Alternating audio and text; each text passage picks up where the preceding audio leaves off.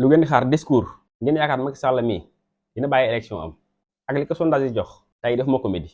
dama leen di bàyyi nga dugg benn vidéo Sonko li mu waxoon ci Macky Sall. ki war a gañe ñu jël seen téléphone félicité ko dañu xam ni kii du def loolu mukk. kii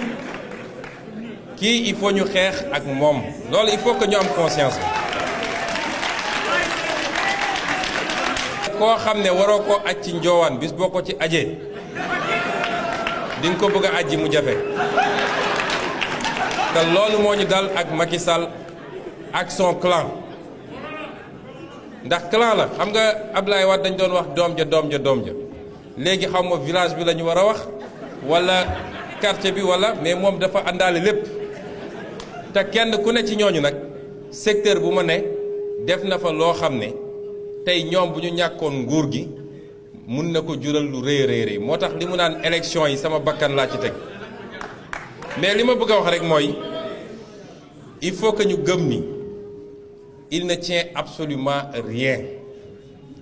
intimidation yi ngeen di gis ak coow lu bëri du dara lu dul ragal kese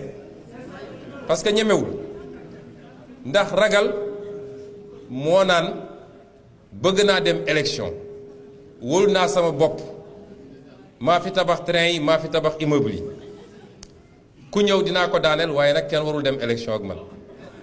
man doo nga war a dem kon nañu xam ni suñu defee liggéey bi ñu war a def mooy sensibiliser le peuple ni ñu ko war a defee sensibiliser la jeunesse particulièrement du pays ba ñooñu ñëpp comprendre les enjeux que 2019 enjeu historique la 2019 du par rapport ak Ousmane Sonko wala beneen candidat de l'opposition c'est par rapport au Sénégal man personnellement à mon âge état civil et à mon âge politique je crois que j'ai le temps de faire mon chemin